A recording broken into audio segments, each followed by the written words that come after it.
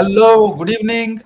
Welcome to this special program, the first CDE program of 2022 by Indian Dental Association Malappuram branch. Today we have a special lecture on tooth whitening by Dr. Surabhi Mahidhar. This CDE program is brought to you by ICPA Health Products Limited. Now, let us start with the proceedings. I welcome Dr. Amit Unni, President, IDA Malappuram, Dr. Ragesh Gangadharan, Secretary, IDA Malappuram, and Dr. Nishad Pari, CDE Convener, IDA Malappuram.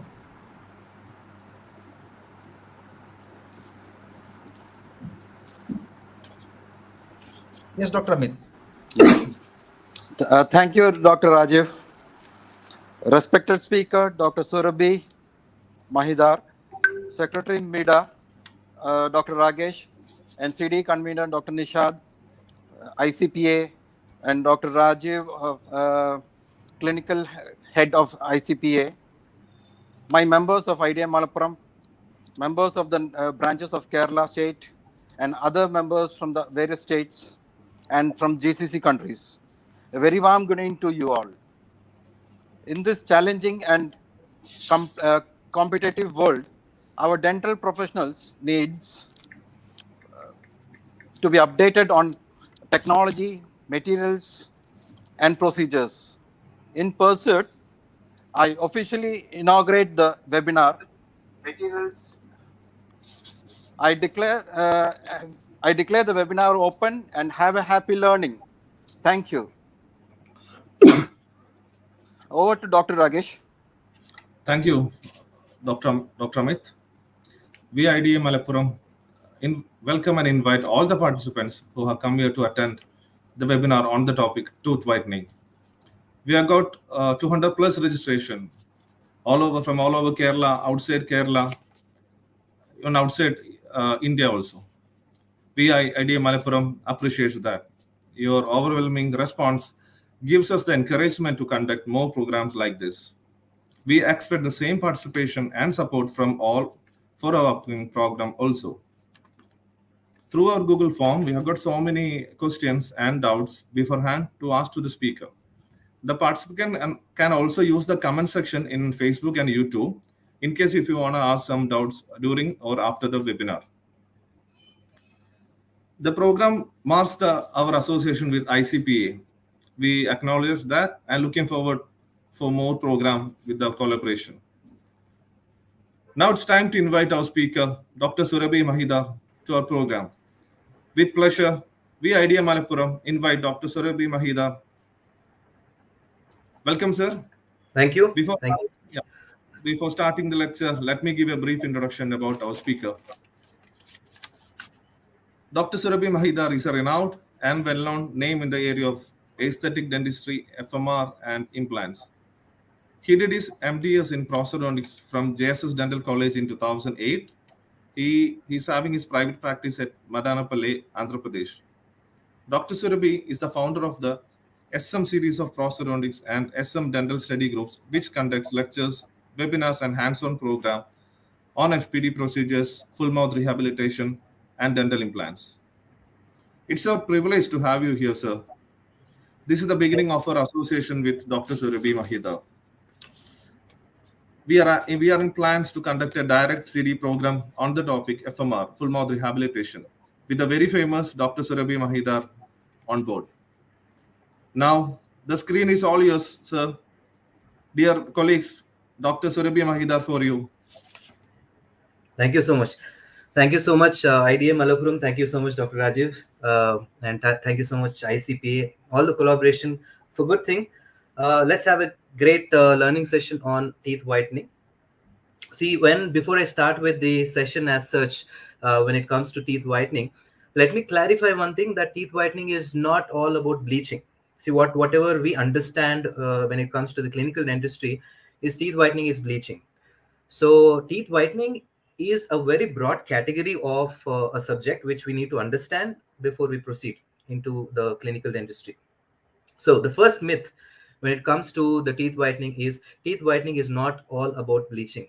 It contains various subcategories which we need to understand and probably select the case accordingly. So whoever comes to us with the intention of getting teeth whitening done, let's not jump onto the bleaching directly. Let's diagnose the case, let's select the case, let's rule out what has to be done, and then probably we'll jump on to whatever has to be done when it comes to the category of teeth whitening. So today I'm going to take you all through the facts as well as myths when it is concerned about the topic which is known as your teeth whitening. Myself, Dr. Surabhi Mahidhar, I am a prosthodontist and implantologist who has been practicing for the past 13 years and has been mentoring over full mouth rehabs, occlusion, implant prosthodontics, and fixed prosthodontics. I welcome you all to this session, which goes on for 40 to 45 minutes. Teeth whitening is a very, very big subject. So I've tried to condense everything, all the aspects of teeth whitening into probably a 40 to 45 minute lecture so that you understand the basics of how it has to be done and the differences between the different aspects of teeth whitening. What is basically tooth whitening? So when it comes to tooth whitening, we need to understand that it starts with brushing. So it is not something which is related to what patient sits on the dental chair and what we do on the teeth. So we need to probably educate first that the patient has to brush so many number of times. We need to educate first that the patient has to use such and such toothpaste. We need to educate before sleeping what the patient has to do after brushing the teeth. So all these things also subconsciously falls in the category of tooth whitening. So let's understand that it starts with brushing. Okay, everyone knows about toothbrushing, everyone knows about how many times toothbrushing has to be done, all that. So I will not go in detail when it comes to the brushing techniques and the brushing. What is next? Once the toothbrushing is done, patient goes through probably a number of days where a lot of stains, a lot of plaque, a lot of calculus, everything gets deposited on teeth.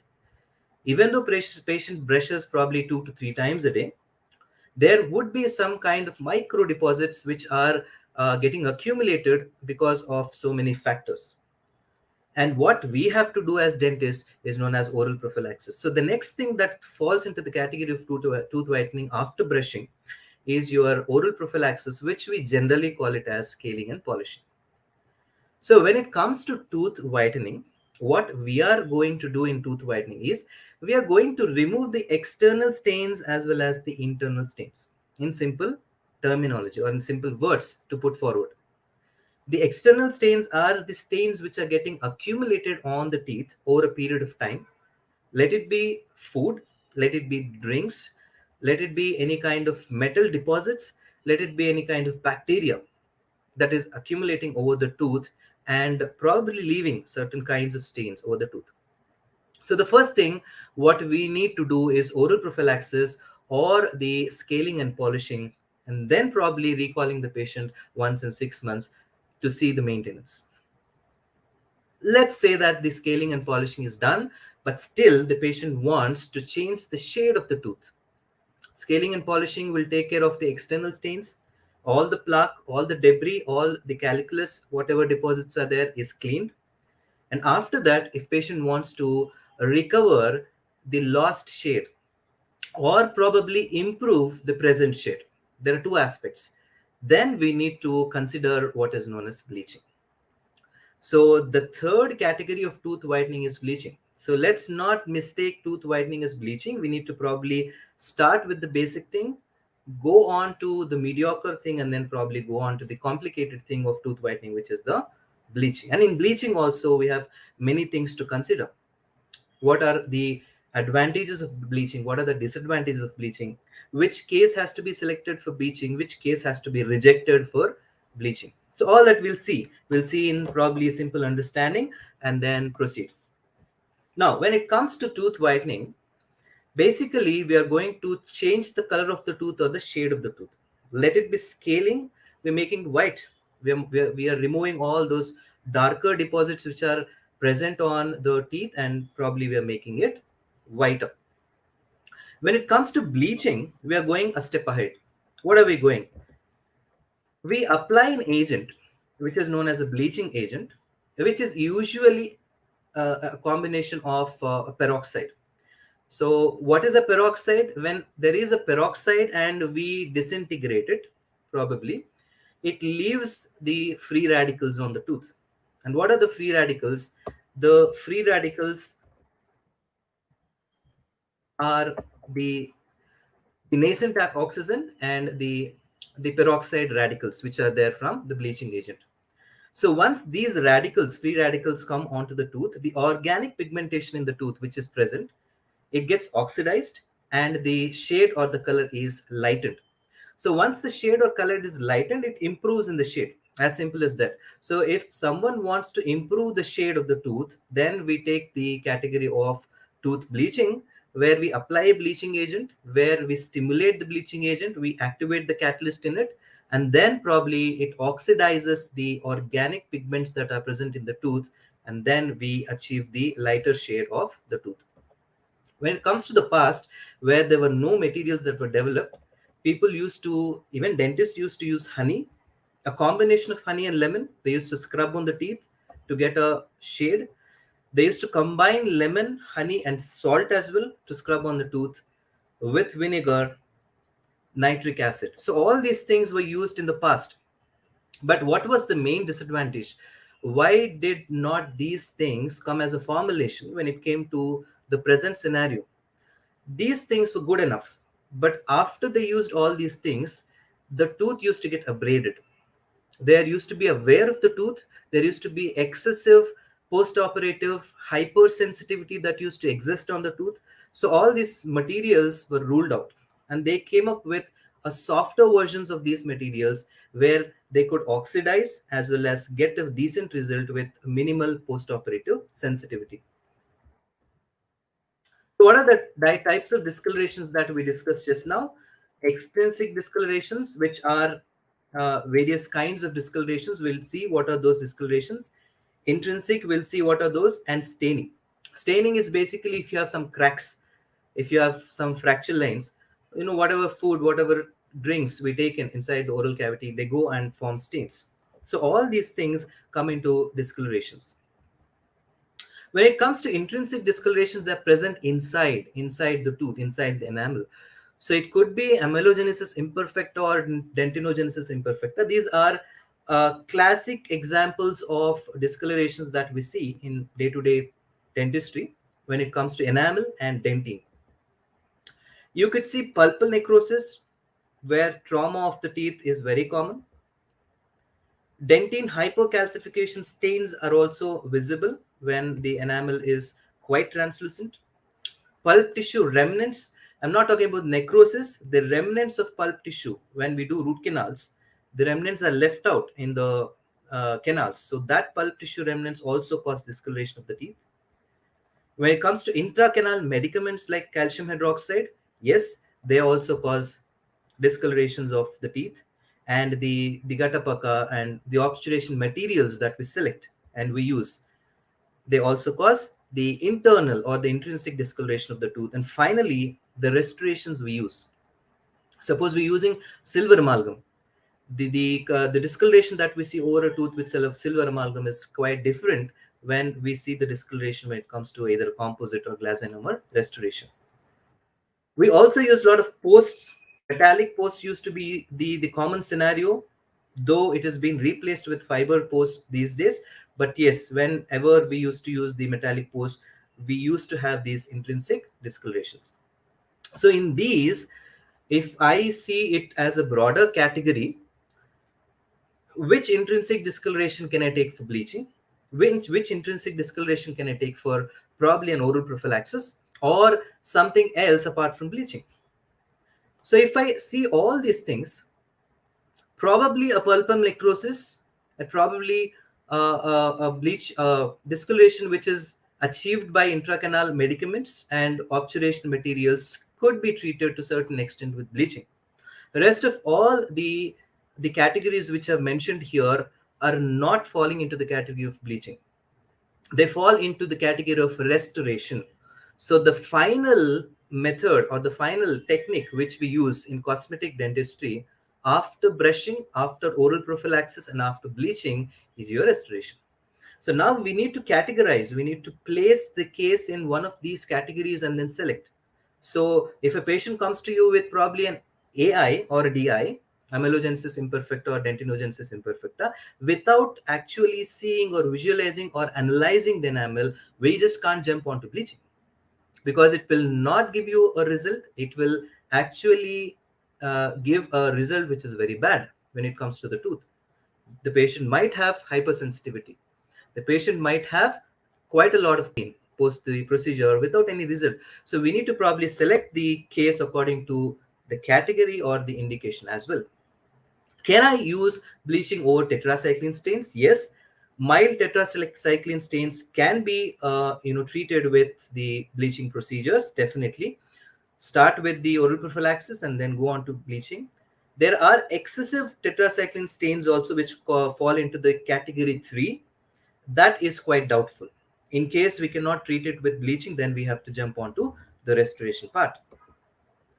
When it comes to fluorosis, especially, the fluorosis stains are divided into categories again. Suppose I get a case of mild fluorosis, I can still treat with a combination of probably 2 bleaching techniques, which I would be discussing later. But when I get probably a moderate to questionable or pitted fluorosis, which is involving the enamel, where you have a lot of pits in the enamel, then I would not take the call of bleaching the teeth. I would probably go with a restoration. I either select a full coverage restoration if dentine is exposed, if I don't have quite amount of enamel for partial coverage restorations, or I would select a partial coverage restoration, either direct or indirect, if I see that at least 60 to 70% of peripheral enamel is intact. So that's how we select the cases according to the enamel availability, as well as whether we have pitting or no pitting. When it comes to aging, definitely yes, we can improve the shade to a certain extent with the combination of oral prophylaxis and bleaching procedures.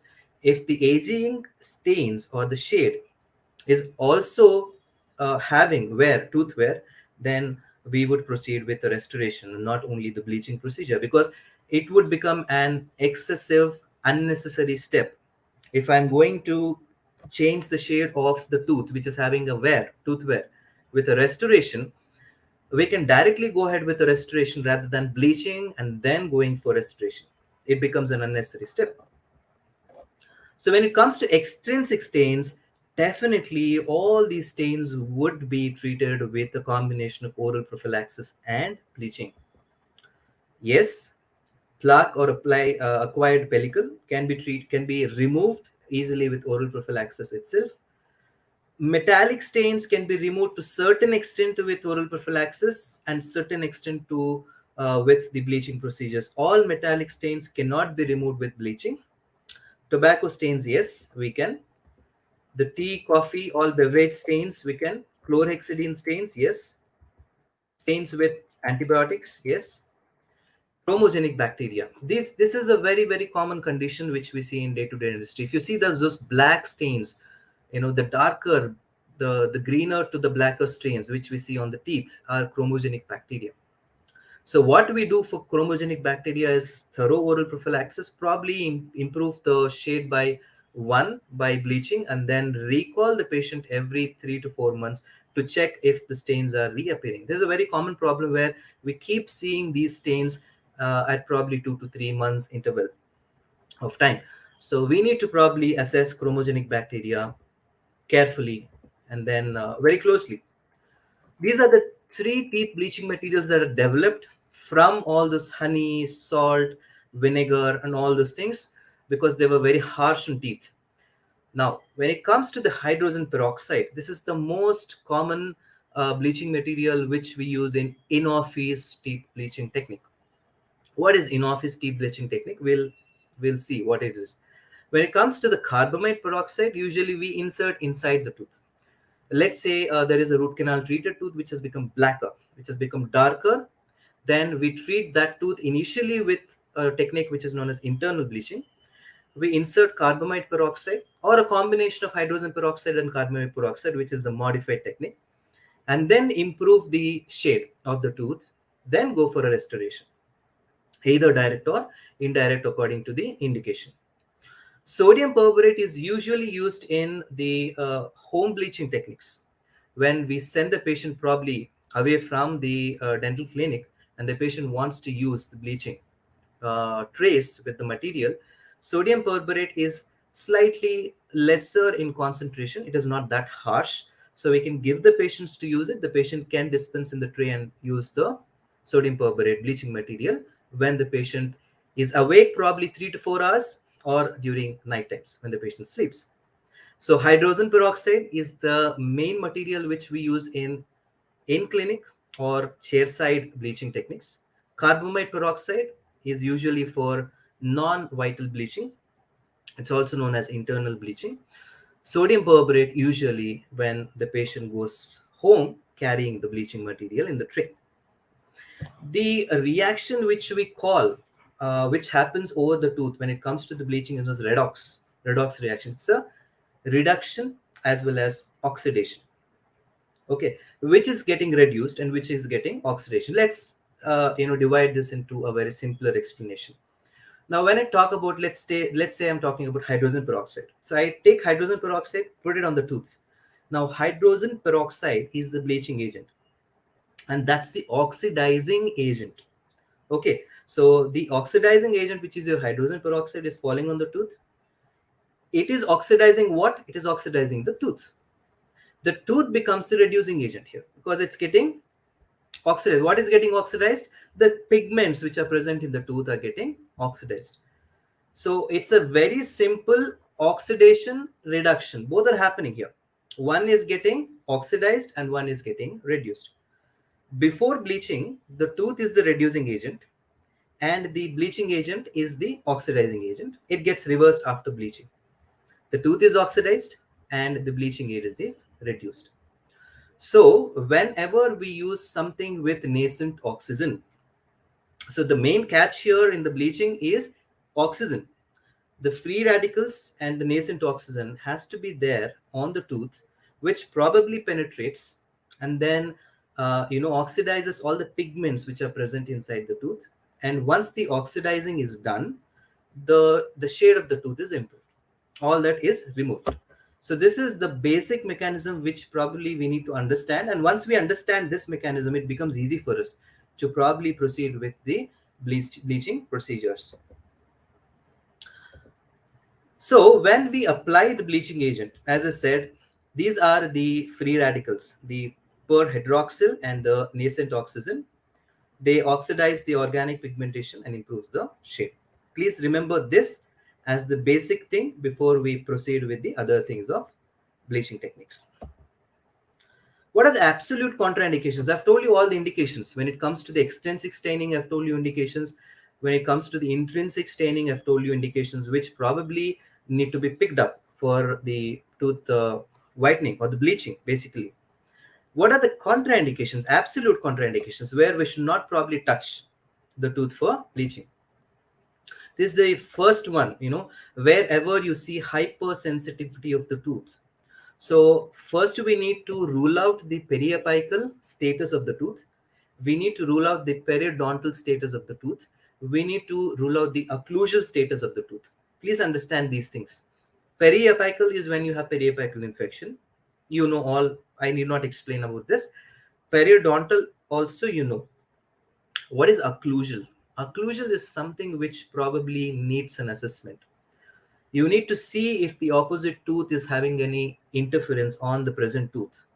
If that tooth is causing hypersensitivity over that tooth, if that is ruled out, if the interference is taken out, the hypersensitivity comes down and then we can take the tooth for bleaching. Understand this. Otherwise, if there is no interference from the occlusion and if the tooth is hypersensitive by itself, it means that there is some kind of problem with the tooth. It could be a periapical, it could be a periodontal, which I would not probably consider the tooth as a good person for bleaching. So in case you have any wear facets, in case you have any abrasions, in case you have any abfractions, if you have any cracks, fractures, please do not take this for bleaching. It will worsen the status. It will not do any good for the patient. Extensive dental caries, yes, if patient is having dental caries which is probably approaching the pulp, and where you would be having pulpal hyperemia in such cases, the moment you start bleaching the tooth, the patient would be having a lot of discomfort later on. So all these I mentioned, recessions, whichever are probably involving the hypersensitivity status of the tooth, kindly do not take it for bleaching.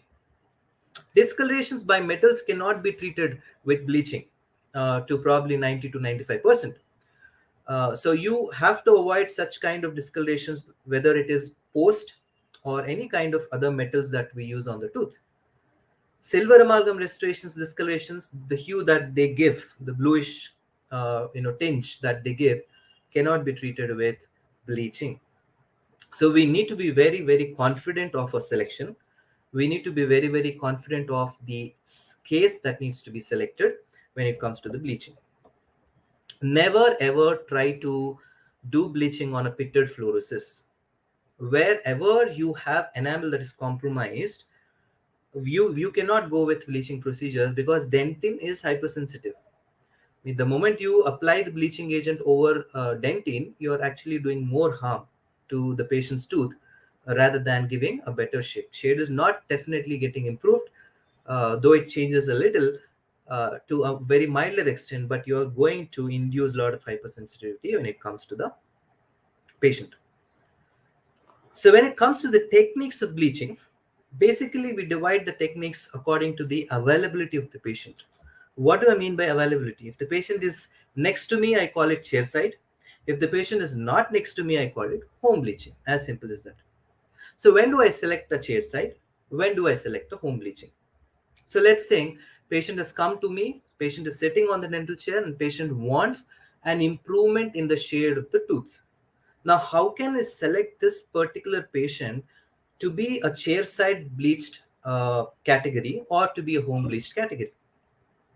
The first thing what I need to understand is the patient's expectations. If the patient is expecting for a probably longer term of the bleaching, post bleaching effect to be seen on the tooth, then it is always better to probably apply home bleaching procedure to the patient, because home bleaching goes for a period of time. Patient would be using the tray with the bleaching agent for probably around 7 days to 8 days, then recall the patient and then assess if the shade is getting changed. So every day when the patient is using a lesser concentration of a bleaching material over a period of time, a longer period of time, the after effect also probably stays for a longer period of time. So in such cases, I would definitely select a home bleaching procedure than a chairside bleaching. If patients' expectations are okay with 6 months to 1 year, then I would probably finish the case rapidly within 1 session or 2 sessions or 3 sessions maximum, spacing the appointments. And then I would not be aggressive, number one.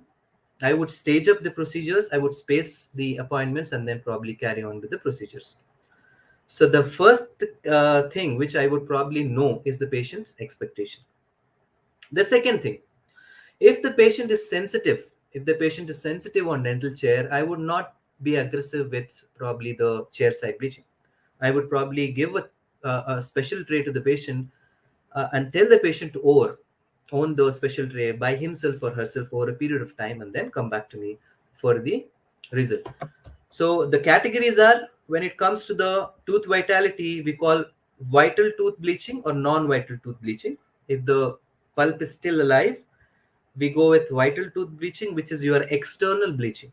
We don't go into the internal parts of the tooth. When the pulp is dead, then we go internally into the tooth and then probably bleach and improve the shade of the tooth, which is known as your non-vital tooth bleaching. And then, as I said, according to the availability, we either say chair side next to me in office, or home bleaching, which is away from me when it comes to the patient. Very important. Diagnosis. How you diagnose the case. Selection of case for whitening. As I said, as simple as that. The first point what you need to understand for whitening is if the patient problem is involving enamel or not. First thing, if the enamel, 60 or 70% of the enamel is not there on the tooth, if dentin is exposed, then we might have to consider something else apart from bleaching. We might have to consider probably a restorative option. We cannot take the bleaching as an option. Number two, Availability of the patient, if the patient is available to me or not. If the patient is not available to me after probably one appointment, I would not take the case for bleaching, because I need to see the post operative improvement, the post operative assessment also when it comes to the patient. So selection of case for whitening is absolutely important. Number 3, if the patient is having any generalized abrasions, if the patient is having any occlusal problems, if the patient is having any wear, if the patient is having any kind of recessions, abfractions, all these things need to be assessed before we start with the bleaching procedure. If at all patient is having all these things, we need to sort these things first, probably cover those areas which are exposed with the restoration, and then improve the shade of the tooth which is coming next to the restoration. That could be done as one of the alternatives. We need to see the type of defect also, whether the defect is within the enamel or the defect is not within the enamel. Accordingly, also we need to select the bleaching. If the defect is probably spreading into the dentine, let's say the defect is nearer the pulpal chamber, then yes, please do not proceed with the bleaching procedure. Rather, go with a choice or an option which is known as your restoration. If the defect is localized or if the defect is generalized, what do I mean by defect? If the staining, I mean to say, if the staining is localized or generalized, then I would take a call whether I need to go with 6 teeth in the anteriors, 6 teeth in the lower anteriors, 6 teeth in the upper anteriors, or probably spread them onto the premolars as well. So smile window is also a very, very important thing when it comes to the diagnosis. Some people will have molar to molar smiles. Some people would have probably canine to canine. Some people premolars to premolars. So assess that as well in the diagnostic stage itself, whether you can improve the shade of the smile according to the smile window. And finally, expectation of the patient. If the patient is expecting the shade to increase multifold in a single appointment, kindly tell the patient that it might not be possible in all the cases. You have to be very, very real when it comes to the patient's expectations. You have to be real. You have to tell the patient that this is a staged procedure. It might happen in one appointment, it could, or it could not also, it might not also happen.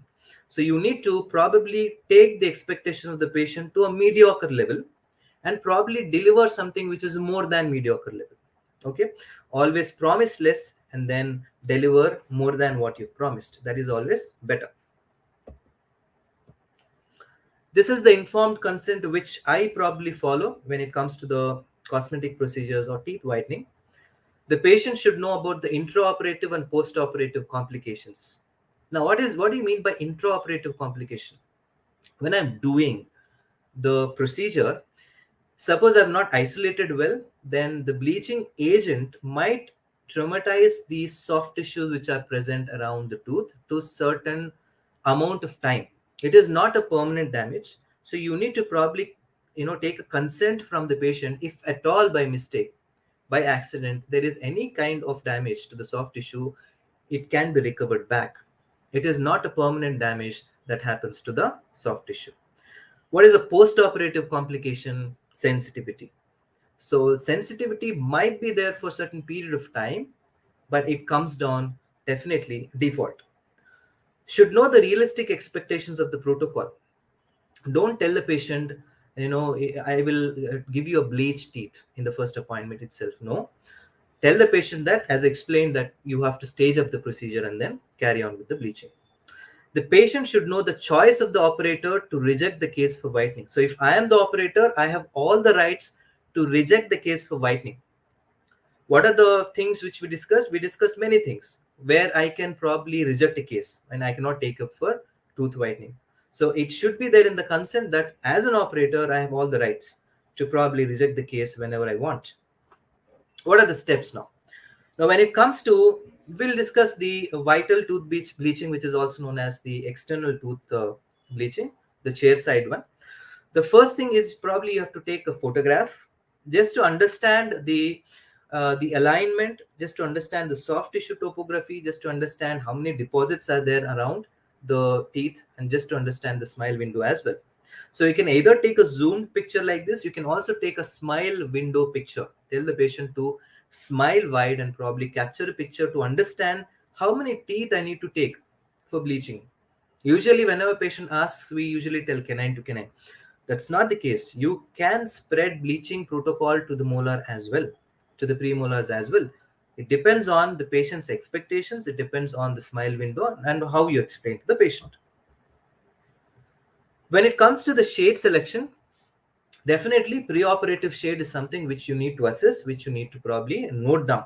When it comes to this, is usually done post your oral prophylaxis. Okay, so once you're done with the scaling protocol, then you have to take the shade. Vita classical is more than enough for bleaching. Okay, 3D master is something which we usually prefer for restorative dentistry. So Vita classical is enough for oral prophylaxis and bleaching. Though it is not value-based system, though it is not arranged in the form of value, you can still go ahead with the shade selection with Vita classical, as it just shows you the improvement, probably from A, B, C, D, whichever things go on, you can see it with Vita classical. Patient preparation is very important before you proceed with the bleaching protocol. What is a patient preparation? What do I mean by it? I don't mean by psychological preparation of the patient. Whatever is present around the mouth has to be safeguarded, as simple as that, because we are carrying something which is harsh to the tissues. So the lips have to be soft, moist with Vaseline, any kind of KY jelly. The peri-tooth tissues, the gingival tissue, the vestibular tissue, all should be nicely, lubricated with Vaseline, so that you don't have any kind of thermal injury or chemical injury inside. You can use eyewear. The patient can wear eyewear. You can also use eyewear, and then the patient preparation is done.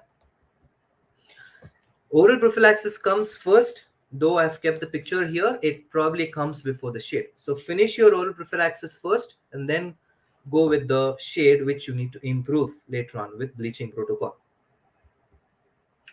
When it comes to isolation, see, when it comes to restorative dentistry, I would definitely suggest isolation. This is a simple split dam isolation, which I usually follow when it comes to the anteriors. You can also go with the normal isolation also, which can be stabilized with the floss threads.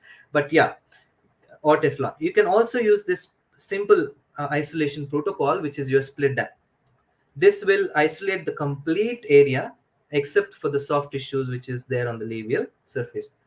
Palatally, you can add your addition silicone, heavy body, and then close the gap which is present between the dam and the soft tissues. So isolation is definitely a must here, because we're using something harsh. I don't want it to fall on the soft tissues.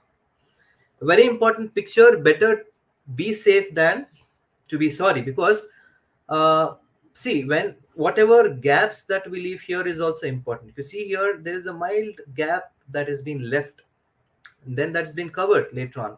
So the beauty of taking a picture is immediately assessing what you're doing as well. It is the beauty of documentation is you can see minor things also what happens, and then cover it up. This is a complete isolation protocol which we follow. Here we used Philips Dash as the bleaching material. So they provide everything in the kit. They provide everything in the kit. So you need to isolate it very well, so that nothing falls anywhere. I would still isolate with a dam, probably keep all these things, and then proceed with the bleaching procedure. So this is very important. Now, once the isolation is done, we need to protect the soft tissue now. The best material is your gingival barrier. So you can just flow the gingival barrier and cure it with light cure. It becomes quite hard, and now everything is sealed. If you see here, palatally it is sealed by addition silicone, heavy body, and then labially it is sealed with the gingival barrier. So now I'm safe to carry on the procedure. Whatever bleaching agent, wherever it falls, I'm still safe. It is not falling anywhere on the soft tissues around the teeth. Now you mix the bleaching agent. You get bleaching agent in the form of powder and liquid. The powder is consists of usually an abrasive material, and then the liquid is hydrogen peroxide. The concentration varies from the lower concentration to the higher concentration. Usually it falls between 30 and 40 when it comes to the H2O2. So you can mix both the powder and the liquid together and then apply over the teeth in increments. So once you scrub over the teeth and leave it for probably 5 to 6 minutes, there you get this oxidation and the red oxidations that happens over the tooth, and the shade slowly improves. It might not happen in one appointment. It might happen in probably 2 to 3 appointments, or in a single appointment with various installments of applications of the bleaching agent. So 5 minutes, wash, clean everything, and then again after 1 minute, give a break of 1 minute and then reapply the bleaching agent. Don't be very aggressive. We don't want the patients to be sensitive or hypersensitive later on. Space it up, no issues. Usually we apply, after bleaching, we apply either the fluoride gel, the fluoride, which is your sodium fluoride, or you can also use these pastes which we get in the market. So once you see the final shade, and if the patient's expectations are reached and your expectations are reached, then you can remove the dam. So this is your vital bleaching. So when I talk about vital bleaching, we are actually improving the shade of the tooth from one shade to another shade by applying the material, which is usually your hydrogen peroxide. Now, the catalyst which is there in the liquid, so this is without any kind of external source. This is just a chemical reaction that is happening, what I'm explaining. You can also induce any external source, activate the catalyst, and probably the reaction becomes multifold. The reaction becomes very fast, and the result is also absolutely great. So you have procedures where you apply external sources along with the chemical reaction to make sure that the procedure is enhanced with time. We'll see what are this.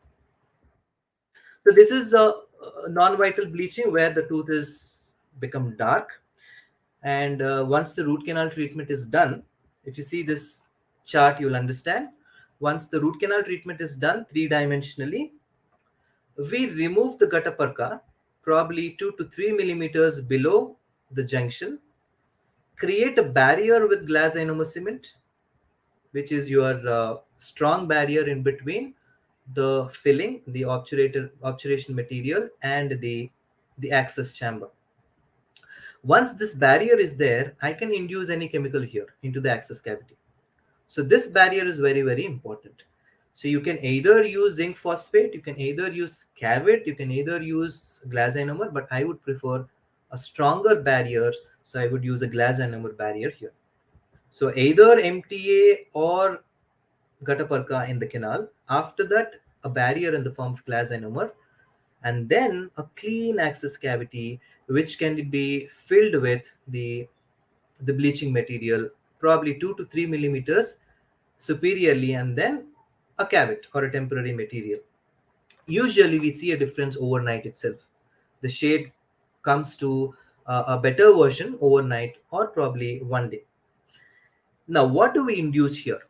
We mix sodium, as I said, when it comes to the classifications, we had hydrogen peroxide, different types of bleaching agents. So we mix the material of the bleaching agent into the access cavity with water.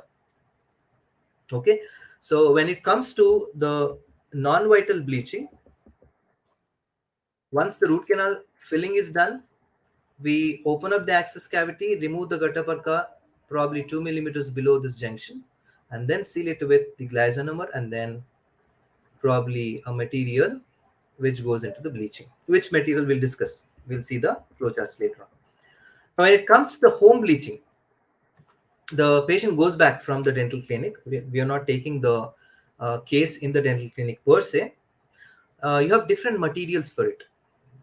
Few people use hydrogen peroxide as again. Few people use a combination of hydrogen peroxide in different concentrations. So this is one of the best systems which I have used personally.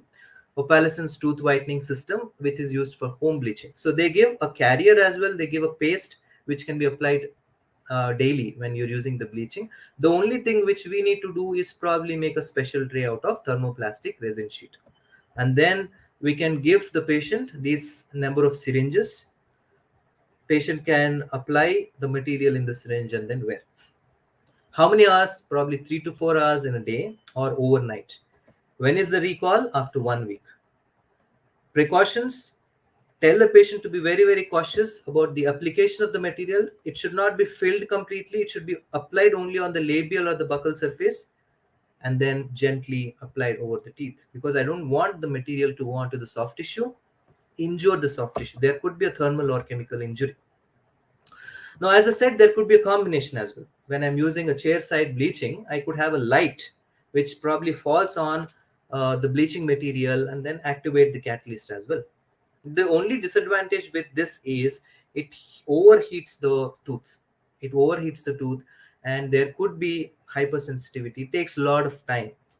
It dehydrates the tooth as well. So usually the normal lights, which are probably the thermal carriers, which probably give a lot of heat, are replaced now with power bleaching. So you either use ultrasonic carriers here, you either use your normal curing lights, plasma lights, you can use your halogen bulbs, you can use your diode bulbs, whatever. You can use all those things and then induce light, which probably activates the catalyst inside the bleaching agent. And then, so the best power bleaching which probably we have now in the market is the Philips Zoom, which probably takes very, very less amount of time per tooth, and then activates the catalyst and gives a very, very good result. The disadvantage of this is it's quite costlier to invest, but yes, whoever can invest can get this into the practice. Laser bleaching, yes, we can go ahead with laser bleaching. The three types of lasers that are carbon dioxide or argon or diode lasers, they have different frequencies. Different lights are used. This is the typical blue light which is used by argon laser. When it comes to carbon dioxide, you get infrared lights with the carbon dioxide, but everything has its specific usage.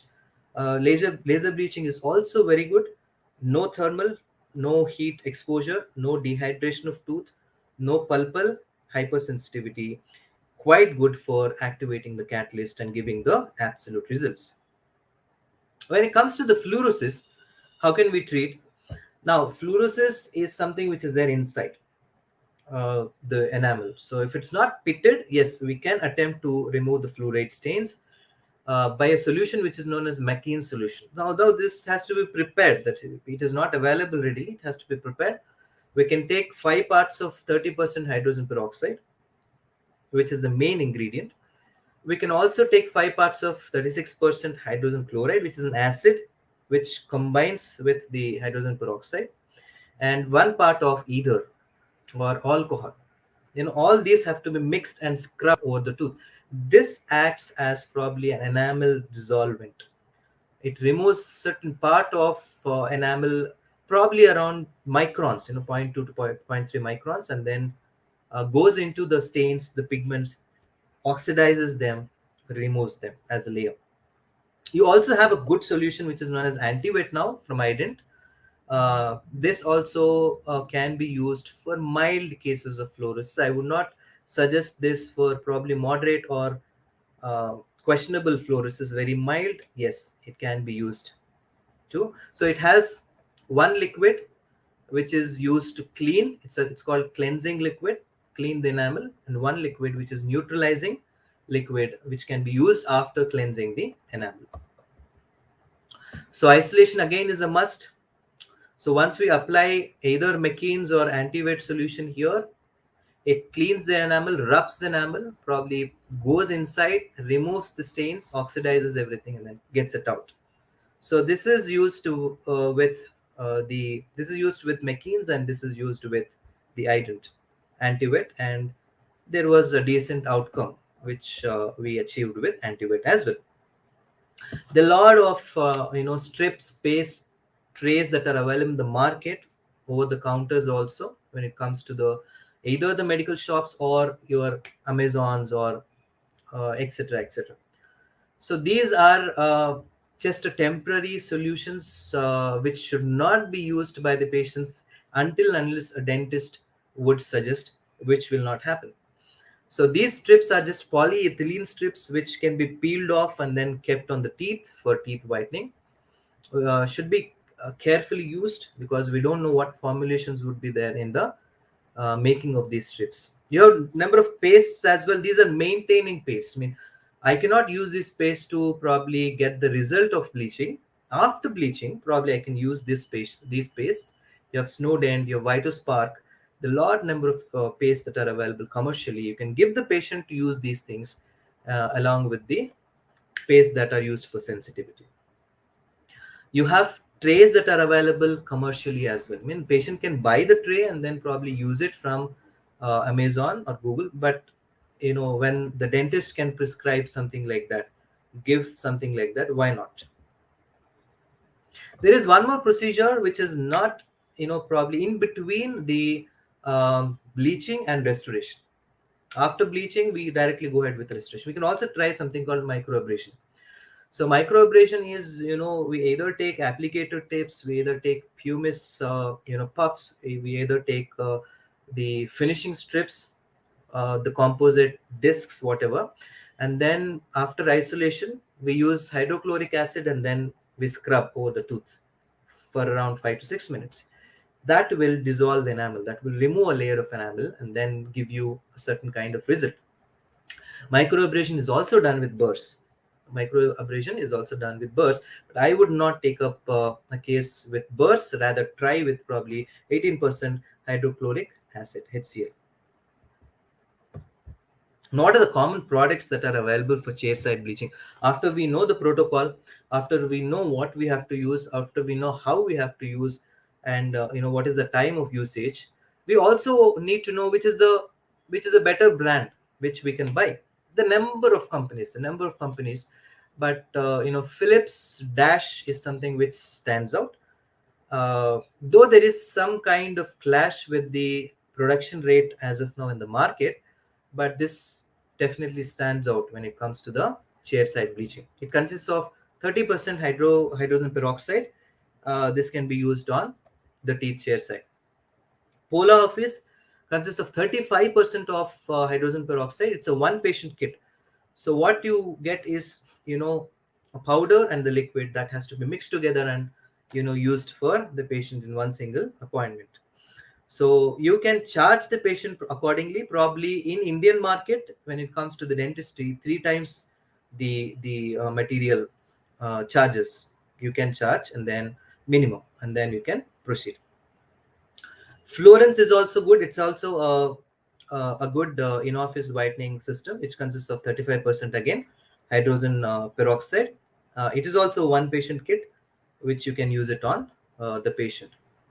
For someone who is looking out for probably a mediocre investment and then do a certain kind of mild bleaching procedure, 24 karat is also good. This is definitely one of the best products, Opalison's Boost, which has 2 syringes. As you see in the picture, they can be mixed together, made a single liquid, and then, but this has 40% hydrogen peroxide. It has to be used very, very, very carefully. The isolation has to be bang on. The protocol has to be bang on when it comes to the Opalison's Boost. So what are the takeaways from all these procedures which we have seen? The first takeaway is selection of case is important. Whether you space the case, select the case and place it either in scaling, finish it, or carry on to the bleaching, or carry on to microabrasion, or carry on to the restorative dentistry. That is very important. Or a combination of these things sometimes. Never be aggressive with bleaching. Don't tell the patient that it is done in one single appointment. You will get the required or desired shade in one single appointment. No, always tell the patient it might take few appointments. If I deliver the result in single appointment, well and good. You pay me and leave. Otherwise, it has to be spaced up. Teeth whitening is the starting point of cosmetic procedures. So the oral prophylaxis is a general procedure, but when it comes to cosmetic dentistry, definitely teeth whitening is something which we need to start with. before we proceed on to the restorations. Restorative dentistry indications are quite different when it comes to the cosmetic teeth whitening indications. Okay, this is just uh, confined to the shade. When it comes to restoration, it is confined to both shade, size, shape. Understand this difference. Saturation point is there for this material. What is saturation point? Let's say I have used this material for 10 minutes or 11 minutes on the tooth. Now that becomes oversaturation.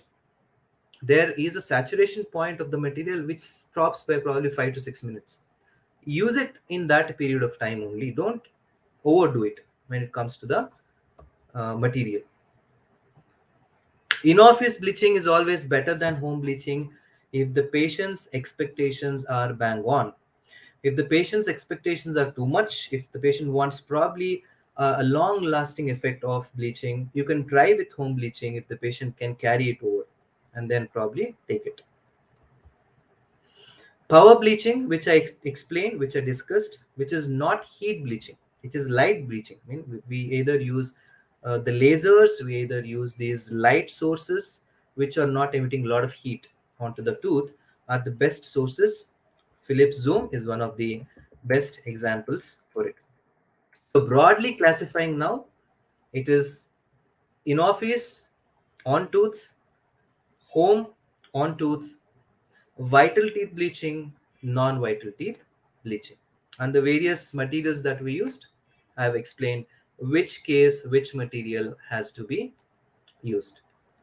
So I hope this brief lecture was quite informative, and you get some takeaway points, and then start using the materials according to your requirements by good isolation protocols, and then deliver the required smile to the patients. Myself, Dr. Surabhi Mahidhar, again signing out, and I wish all the best to everyone who is there present. I hope this was quite informative and beneficial. If anyone wants to probably get some kind of clarifications about anything in the subjects, you're quite welcome. I've given my Facebook ID, Instagram ID, Gmail ID, and clinical Facebook page where I keep posting all my different kinds of cases. Thank you once again, and thank you to everyone, whoever is present here. Thank you, Dr. Mahidhar. It was a very nice lecture. You covered the entire spectrum of tooth whitening, and right from prophylaxis till the vital, non-vital, everything you covered, and it was quite informative. And we are getting comments that say that it was a good lecture, quite informative, and they have got immense benefit from the lecture. And Thank you so much. before we take on some of the live questions, I would like to start with the questions that were sent by people when they signed up to the Google form. Uh, there are quite good number of questions here. What are the chances of recurrence in tooth So whitening? the chances of recurrence are quite good when it comes to the bleaching, because patient definitely ends up in taking solid and liquid again. So there could be definitely staining of the tooth. There could be definitely change. But we start with oral prophylaxis again. See if it is external staining or there is a shade reversal phenomenon, which we call, which has happened to the tooth. And then we take a call of probably bleaching for the second time again. This is usually done in 6 to 8 month period of time. Okay. Now the next question, it's a long question. Is tooth whitening procedure done after scaling, and how much lighter shades should we expect? Moreover, is this tooth whitening a permanent solution for patients with darker shades? And how long the new shade will last for? How much guarantee we can give to a patient? So I think somebody who has gone through a lot of Yeah, similar situations in clinic. definitely no guarantee. Definitely no guarantee, because we the whatever happens in mouth is very dynamic. It is not static. So whatever happens is again a recall period of 6 to 8 months, and the shade difference is quite two-step procedure, twofold procedure, what we call. So we cannot get an probably an abrupt change in the shade from the shade which is present in the patient's mouth. It is usually changed by two folds. Then we take a call whether we need to increase the shade again, make it more lighter. give value the importance it has to be given. Okay. Next question. How to reduce post-operative sensitivity? And also, is it advised in patient with abrasion for tooth whitening? I think you covered abrasion. Yes, sir. Any occlusal problems which are present in the tooth, let it be a tooth wear, occlusion, wear facets, recessions, fractions, whatever it is there, no. A big no until we probably restore that or treat it with perio, whatever is the situation. After that, probably we can think of bleaching the subsequent portion of the tooth, the next portion of the tooth, which is there apart from the restoration. Otherwise, Okay. recession is definitely not an option for bleaching, especially. So, what is the Abrasion is other question which is there? Two are, I think, two are how joined. to reduce post-operative Ah, sensitivity. see, the post-operative sensitivity can be handled right from the stage of bleaching procedure itself, intraoperative, post-operative, both things. So if we are not very aggressive with the application of the bleaching agent, if you are doing it layer by layer, the post-operative sensitivity starts reducing by then and there itself. And after that, probably after we finish the bleaching, we have to probably tell the patient to use fluoride applications or potassium nitrate, whichever the toothpaste for sensitivity can be given to the patient.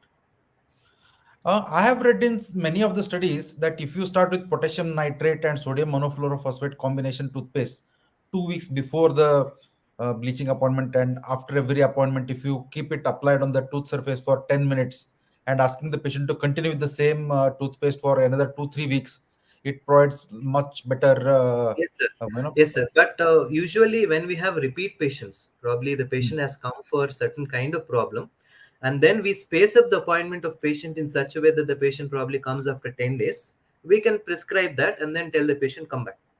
But if the okay, patient is coming for the first time and expects the bleaching to be done on chair in the same appointment, then starting from the procedure itself, we need to be careful okay, or space up again. And as you said, yes, that is one of the better approaches. okay, okay.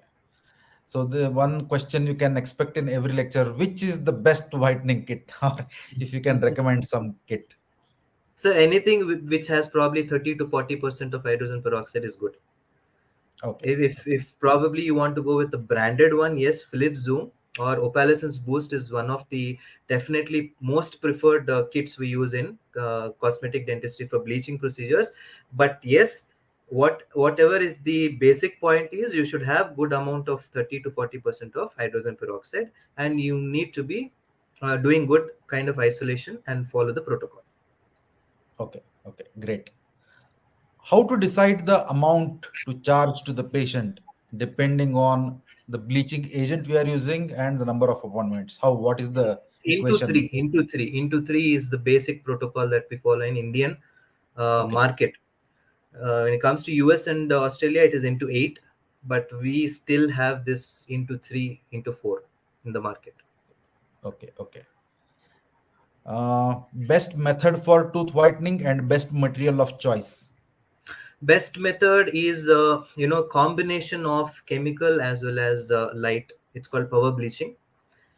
When I say light, it is not thermo. It is probably a light which is coming from the other sources, like lasers, like plasma lights or the diodes, which we use in other Philips Zoom, for example. Don't Okay, use the normal lights which carry a lot of heat. That would damage the tooth. okay. There is a question on AI and DI. Can we do bleaching in all types of discoloration? Can we do bleaching in amelogenesis imperfecta and dentinogenesis imperfecta? No, basically no, because usually they fall into the category of restoration. Because we need to restore the defect as well as change the shape. So shape, shade, size, all these things matter in AI and DI. And DI, no chance because dentin is exposed. Dentin is definitely subjected to the bleaching agent. So no. Okay. How to match shade in case prosthetic crown is there adjacent to the tooth to be bleached? It's a great question. Suppose the prosthetic crown is already having a natural shape. Let's say that the next tooth is having a fluorosis stain, and if the concerned dentist, if the dentist has given the crown according to that stain, fluorescein, which is characterized crown, then it is extremely difficult for us to, change the shade of the present tooth according to that again, because it's already characterized according to the fluorescein. So in such cases, what we do, in case the patient is having an expectation of getting the fluorescein treated in the future, we give the crown with a natural value. We don't actually characterize the crown. We give a natural shade to the crown, leave it. And then when the patient comes back, we treat the fluorescein according to the shade of the tooth. Okay. Okay. So that is a Great. better approach if patient has expectations. If patient has no expectations, yes, we characterize according to the fluorescein and give it. Okay.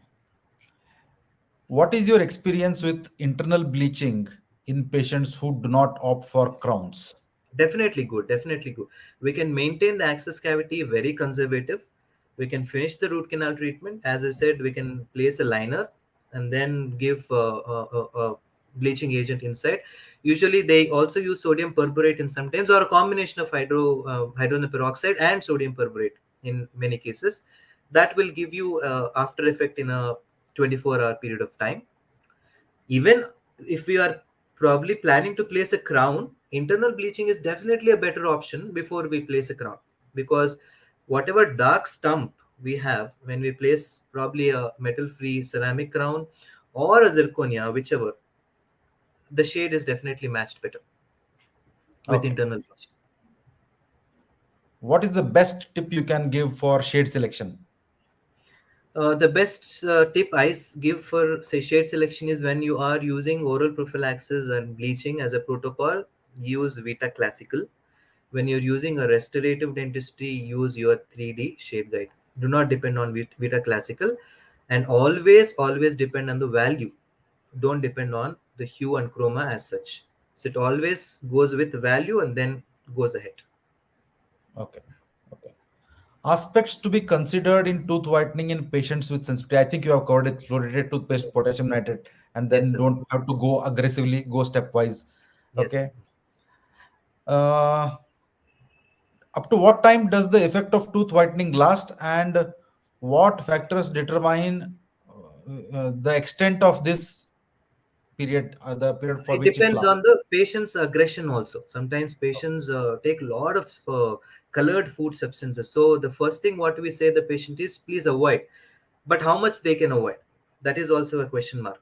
That we cannot probably pressurize the patient on how much they can avoid. So usually what we do is keep a protocol of revision of 6 months. Once the patient comes back after 6 months, we decide whether we need to probably go with one more tooth whitening procedure or leave it for another 6 months and take a recall again. It is not a permanent procedure for sure. We need to keep on doing it. Okay. Does light cure do light cured bleaching agents have any genuine advantage in the outcome The over only the advantage normal is the light chemical activates the activity? catalyst. The only Yeah. advantage, the light activates the catalyst. So basically you have chemical. The light acts as probably an activator of the catalyst and enhances the procedure or the redox reaction which is happening on the tooth. So definitely a combination of chemical and light is power What it bleaching. is. Okay. Okay. Uh, Looking at technique sensitivity, which is the less technique sensitive material that we can use, I am currently using SDI Pola Office Plus. Great. Polo Office has 35% of hydrogen peroxide. So I'm sure you are using the right material, and it's a one patient material kit also. So you can just use it, throw it away, charge the patient accordingly, and get the kit again. Great. Okay. Okay. Then, which is better among in-office thermocatalytic versus in-office power bleaching? Definitely in office power bleaching, because thermocatalytic will give you a lot of heat. It dehydrates the tooth to a very great extent. It also causes pulpal necrosis to a certain extent if you're not controlling the heat. Usually we should keep at least 30 centimeters away from the face and then subject the light onto the tooth. If that is not happening, definitely it is dangerous. So power bleaching is definitely 100% better than thermocatalytic. Okay. Your experience with laser tooth whitening. Absolutely great. Laser will not give you any heat, number one. Laser enhances the procedure, and time required is very, very less. It is almost in seconds per tooth. So laser bleaching, if you definitely have lasers, I would definitely suggest go with laser whitening. Okay. It also is one of the modes of power bleaching, chemical and laser light. Okay. Your experience with Zoom bleaching, and do you prescribe tooth whitening toothpastes?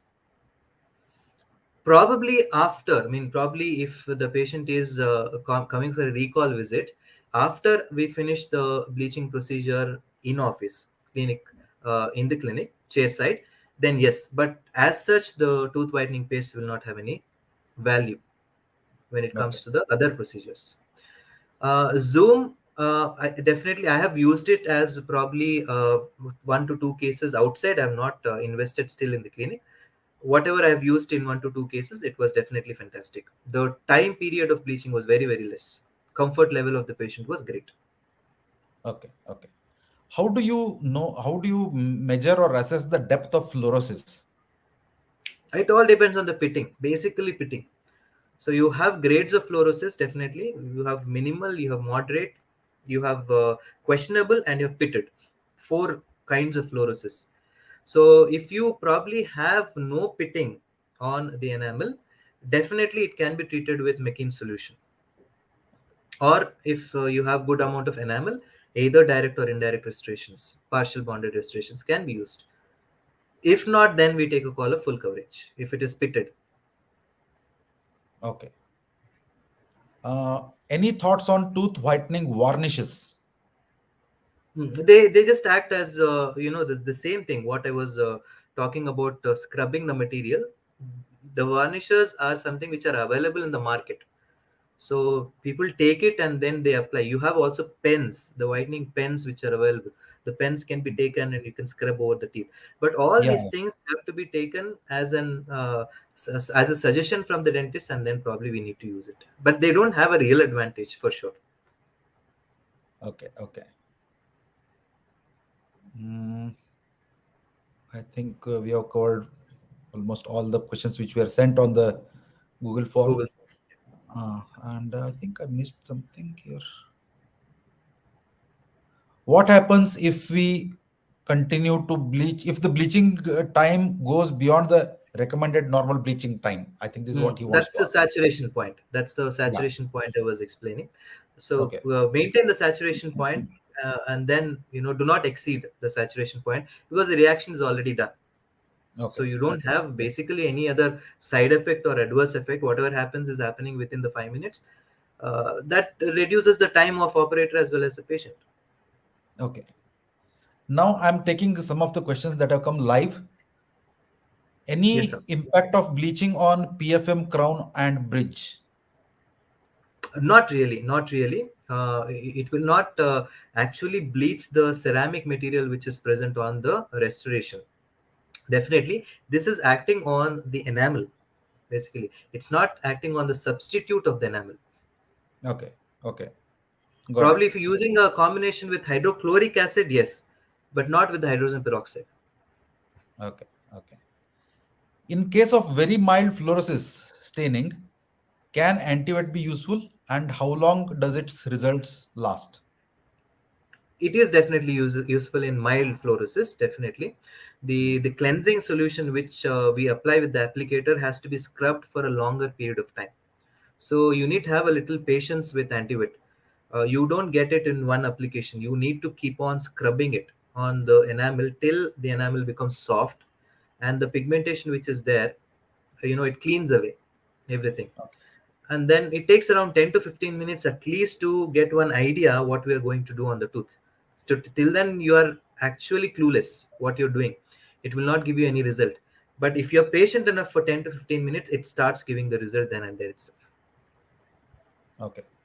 There are many questions which ask if this whitening is permanent and if there are recurrence chances. I think you have all answered, and there is a one person among the audience only who has given a philosophical answer. Nothing is guaranteed in this world. Everything recurs. Great, sir.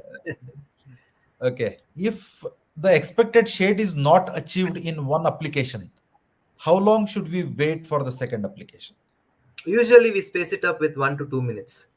Two applications can be spaced up with an interval of 1 to 2 minutes and then applied. Probably if you're spacing up the appointments, give 48 hours as a Okay. interval, and then you can apply. Okay. Does GC tooth mousse help in post-op sensitivity?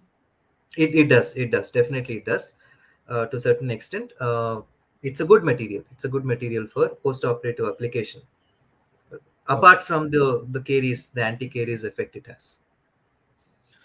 Is there a rule how many days after we do composite restoration we go for bleaching, anything? There is a rule otherwise. After bleaching, how many days probably we have to wait for the composite Composite. restoration? Because after composite restoration, we will not bleach. The restoration is done. We have probably improved the shade, size, shape, everything. So we don't go for an external bleaching after restoration. But the Okay. other way, after bleaching, 48 hours to 72 hours is the recommended protocol time. You need to Okay. wait.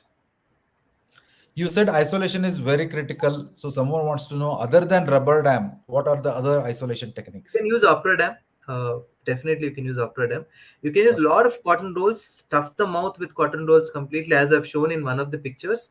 Uh, uh, then, yeah, make sure that the soft tissue is not damaged. Okay. In fact, that was the picture that was in my mind. You had posted it on Facebook 2 years ago. Absolutely, yes, sir. Two, I 3 years called back. you and I recollected that. Yes, yes. Okay. What is the minimum age to attempt bleaching? See, any when it comes to the any restorative protocol, when it comes to the bleaching protocol, the standard 18 to 21 years of age has to be definitely respected. We cannot do bleaching below that. Okay. The Okay. number one, pulp is hyperemic. The pulp chamber is very, very close to the enamel. It is full of blood vessels at that time. So let it be in between 18 to 21 and then take a call after that. Great. Great. What is the best material to be used with diode lasers? With the dial, it is definitely any material which is 30 to 40% of hydrogen peroxide. Okay. Okay. Any I kind think, of hydrogen peroxide. yeah. Two last questions. How to overcome roughness of enamel after bleaching? You won't get roughness of enamel after bleaching. Only see when you're doing micro abrasion, probably with a burr or with some kind of abrasive, then you get rough texture. But after bleaching, you won't get any rough texture. Only the shade changes. uh, it infuses into the tooth, oxidizes the pigments, and then changes the shade. So it is not actually damaging the enamel here. If you're using an acid, let's say it's an McKean solution. If you're using an acid, let's say if it is a microabrasion along with the silica particles, then yes, you can probably polish it with pumice, or you can also polish it with the diamond paste, which we use usually after composites to get the luster. That can be used as a polishing mechanism. But after bleaching, you need not do it for sure. Okay. Okay. If soft tissue damage happens, how to manage it? Just reassure the patient. Give any anti-inflammatory topical solutions to the patient. Patient will be all right within 48 hours. Great. Great. I think as you were answering, there was another question. If gingiva gets irritated with the bleaching agent, what to do? I think you have answered it perfectly well. Yep. Can scaling and bleaching be done in the same appointment? No, space it up. Better space it up. Let the scaling be done. Space it up and then get the real shade and then go ahead with the bleaching. Wonderful. I think we have finished all the questions, those that were sent on the Google form by people who had registered before and those who have directly come for the live lecture. And that was a wonderful session, Dr. Surabhi Mahidhar. We Thank you, completed sir. everything in 1 hour, 20 minutes. And Thank you, sir. now I welcome the IDA officials, Dr. Amit Unni, the President, IDA Malappuram, Dr. Rakesh Gangadharan, the Secretary, IDA Malappuram, and Dr. Nishat Pari, CD convener, for the last stage of the last step of the session. Can we have Dr. Ragesh, Dr. Amit, and Dr. Nishad on screen? Sir, by the way, I'm in love with the background. You have. Thank you.